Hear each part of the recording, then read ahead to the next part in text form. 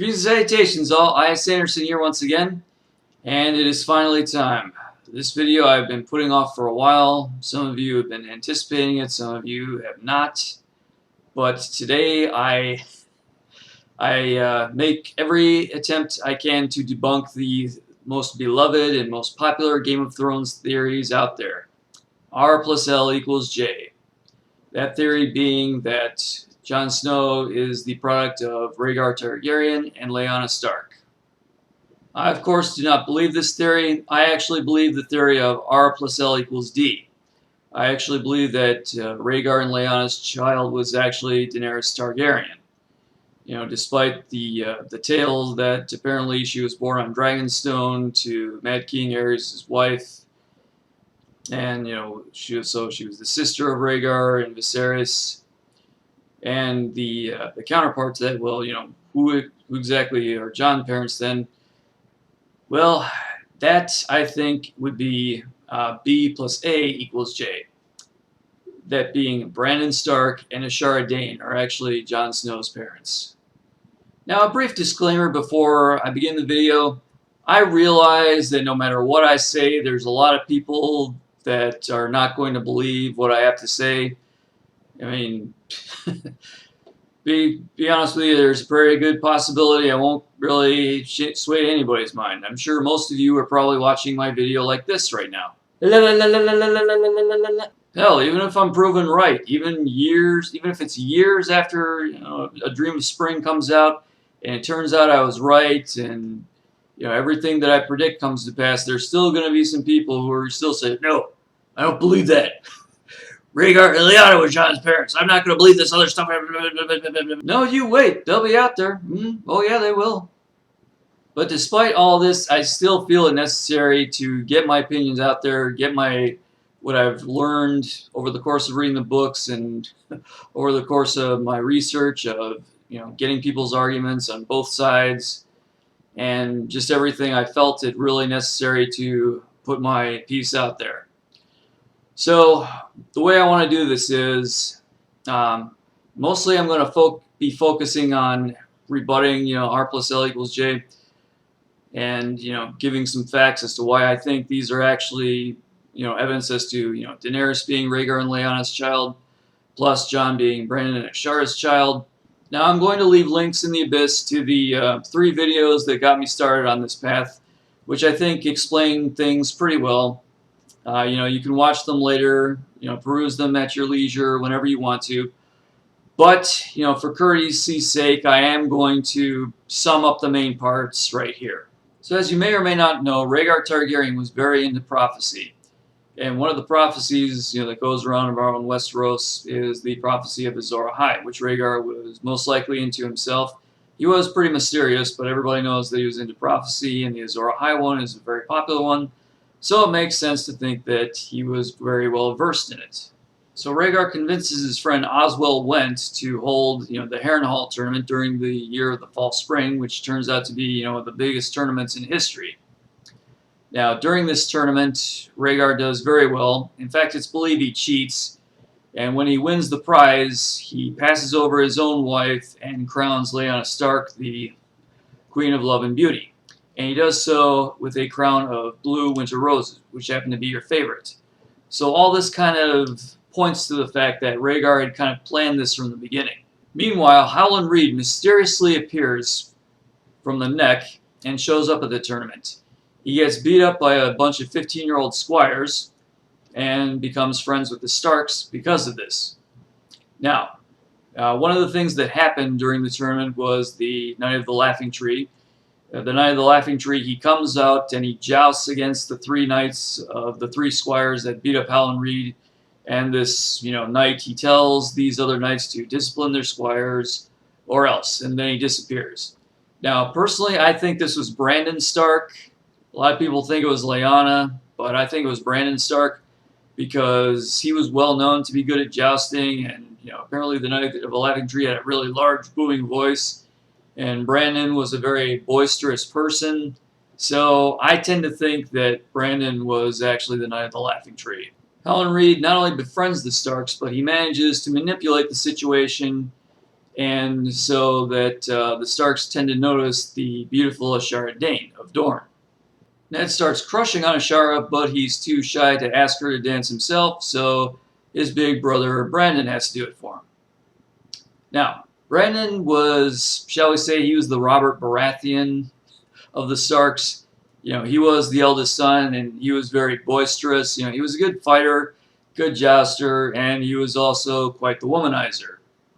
Now, according to Barristan Selmy, someone had dishonored Ashara Dane at the Harrenhal Tourney. And he didn't specifically say who, but then he mentioned Stark. Now, a lot of people think, oh, that must have been Ned, but in all probability, it was Brandon. So basically, we have Rhaegar and Lyanna sort of starting a star-crossed love thing at the Harrenhal Tourney, and we also have Ashara and Brandon starting a sort of star-crossed lover thing. Now, a lot of people are saying, well, no, this is impossible because the Harrenhal Tourney was 2 years before the sack of King's Landing, what have you, so Ashara would have had to have been pregnant for 2 years. Well, to that, I would say it doesn't specifically say that Brandon had sex with her, only that Ashara was dishonored by a Stark. Now, Brandon was betrothed to Catelyn at the time, so if he were to flirt with her or to have some sort of makeout session with her when he was betrothed to another woman, that would still be kind of a dishonoring to Ashara. Plus, it is possible to have sex with somebody and not get them pregnant. Wouldn't recommend trying that, but it is possible to do, especially if Ashara managed to get herself some moon tea. Now, as to when exactly they conceived a child, the theory is that it was right before, obviously it had to have been before the war because Brandon dies at the beginning of it. And some people think, well, no, there is no time for that to happen. Well, here's the course of events. Rhaegar kidnaps Lyanna. So Brandon, who happens to be at River Run at the time, he goes to King's Landing and knocks on the door and demands that Rhaegar return Lyanna. And of course, for his trouble, he ends up in chains and gets thrown into a black cell by the Mad King Aerys. Aerys then sends Raven to Rickon Stark, their father at the time, who was Lord of Winterfell, and tells him to come on down to King's Landing and answer for his son's treason, which he decides to do. Now, we all know how that ended up for Brandon and Rickon. But the point I'm trying to make is that there was, you see, in order to get from Winterfell to King's Landing, it took Cersei and Robert and their whole party about a month, one-way trip, to go there at the beginning of Game of Thrones. Now, I'm thinking Rickon had a slightly smaller party, so he probably could have gotten there faster. Maybe that would have shaved off a week or so. But still, that would have been more than enough time for Ashara to sneak down into Brandon's black cell and give him a final farewell. Now, one thing is definitely true about R plus L equals J. I mean, Lyanna definitely did have a child at the Tower of Joy. I mean, she died in a bed of blood, and there's only 2 reasons why a woman would die in a bed of blood. First reason being she was stabbed to death in her sleep. Yeah, not practical on any level. If Rhaegar wanted her dead, which he didn't, he would have been much easier to just kill her and then throw her into the sea rather than, carry her and take her off to the tower and then kill her there in her sleep. No, that would have been stupid. On his level, and George R. R. Martin would not do that. So, yeah, definitely she had birth there. Now, I'm willing to go one step further and say that she probably had a C-section. Because usually that's how it happened. Women, die in childbirth. There usually had to be a C-section, and then they would end up bleeding out. Now, who performed the C-section? I'm guessing it was actually Ned who did that, and Howland Reed probably helped him out, or maybe Howland Reed did it himself. But as the story goes, Ned, he makes Lyanna promises a bed of blood, and his memory is kind of fuzzy on the whole thing. But I'm probably willing to bet that Ned had to perform the C-section to get the child out of her. And that's how she ended up dying.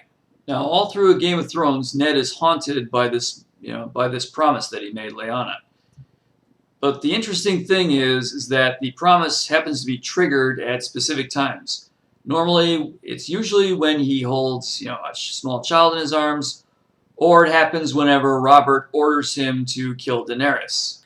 Now, it doesn't really make any sense for Ned to be haunted by a promise he made to Lyanna if it had to do with Jon, because Ned fulfilled that promise. He raised Jon himself, he protected him, you know, gave him a fairly good life for a bastard. And when Jon goes to the wall, it's his decision, and Ned respects it. And Ned, he never does have these dreams or these flashbacks whenever he hears about things going on at the wall. Again, he has them when Robert orders Ned to arrange the death of Daenerys. Another main point is that the child of Rhaegar and Lyanna being Daenerys fits the timeline a lot better, because apparently, Daenerys is several months younger than Jon. So if Jon was born around the time of King's Landing, and then, Daenerys had to have been born a little bit sometimes after the sack of King's Landing.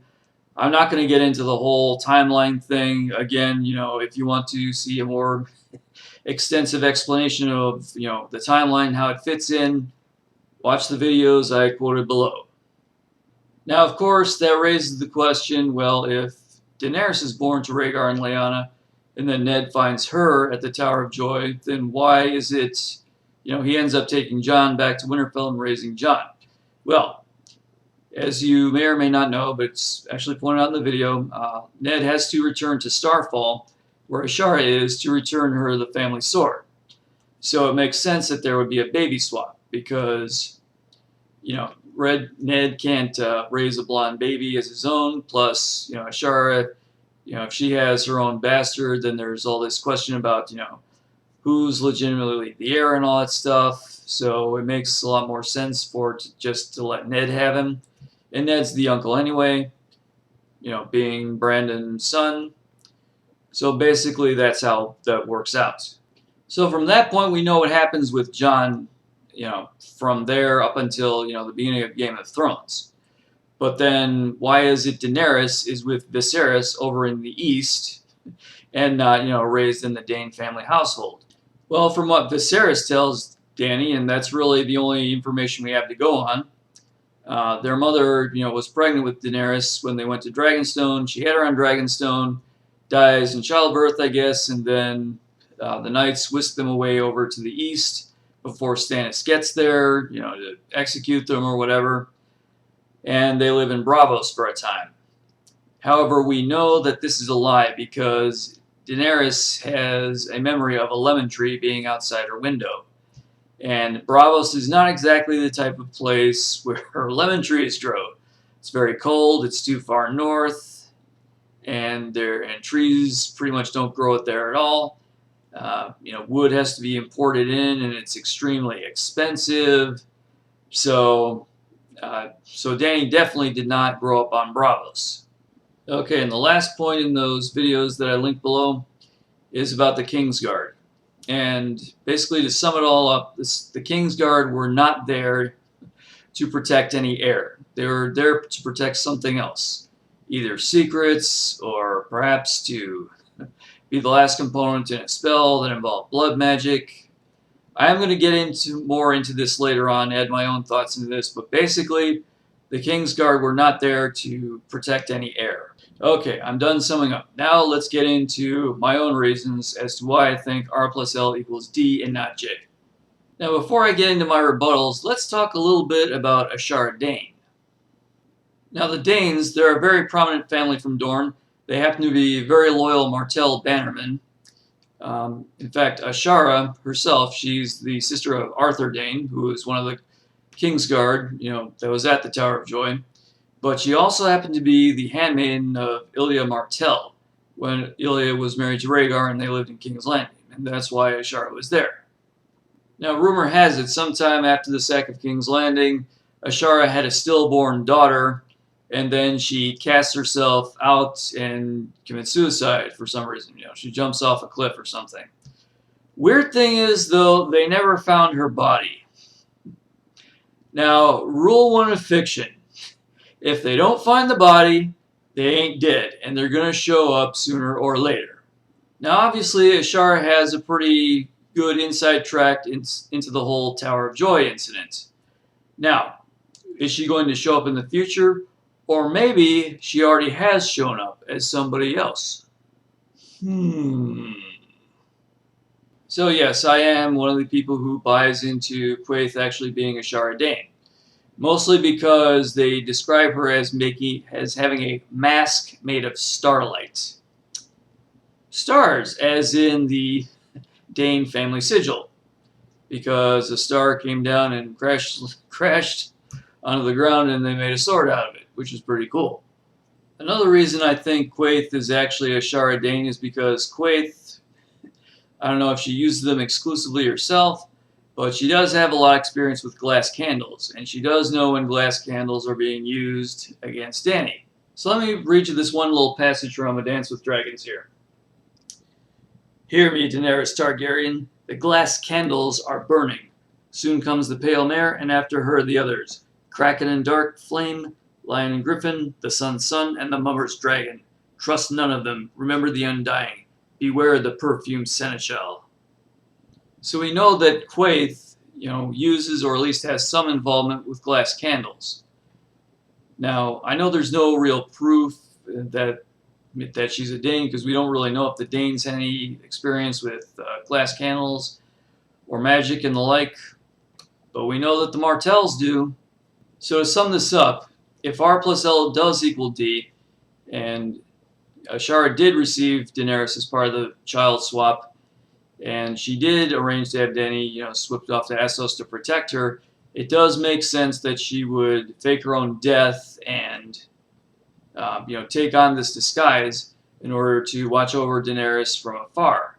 Now, why would she go through all that just for Daenerys? Well, remember her brother Arthur Dayne, like I said before, he was at the Tower of Joy. He was also Rhaegar's best friend. So him and Rhaegar, Elia, and Ashara, they probably all knew about the prophecy of the prince who was promised. And if Rhaegar was, going through all this to try and birth a savior, then Ashara probably knew about that. So anyway, let's get into all the most prominent and prominently used arguments as to why R plus L equals J. Now, I did put these in a specific order. I put them in the order of least credible and easiest to disprove to most credible and most difficult to disprove. Now, the first argument that I hear a lot is that Rhegar and Lyanna were actually in love, and and she wanted to go off to the tower with him. Now, yeah, when you think about that, that is kind of a dumb argument. I mean, it's completely irrelevant. I mean, people who are not in love have children all the time, and whether or not they're in love has absolutely nothing to do with, what gender their child is born. Hey, they probably did have legitimate feelings for each other. There's stories of Lyanna actually weeping when she heard Rhaegar, play the harp, and Lyanna was actually supposed to be a pretty good-looking woman, so it makes sense that Rhaegar would fancy her. But that really doesn't matter.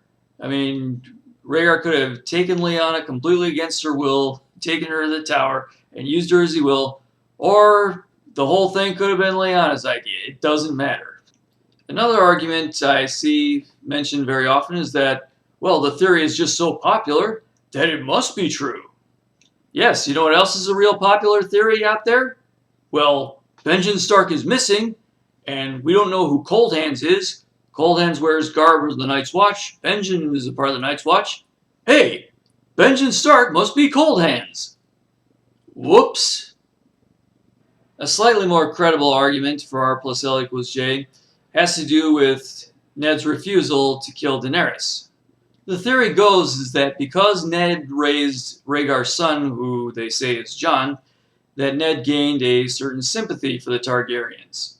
And that's why Ned refuses to kill Daenerys.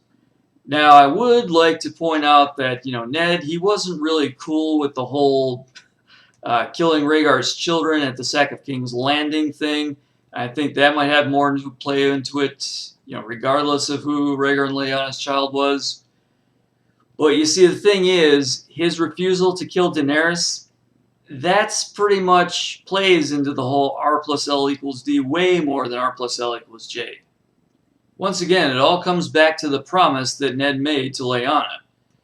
Now think about this. Ned is willing to not only go up against Robert, one of his best friends in the world, but who happens to be the king.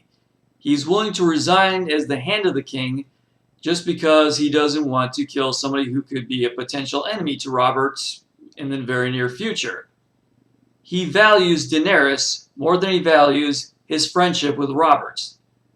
Now, Ned, apparently, if Ned has never met Daenerys, and if Daenerys was not the child of Lyanna, then why would he possibly value her that much?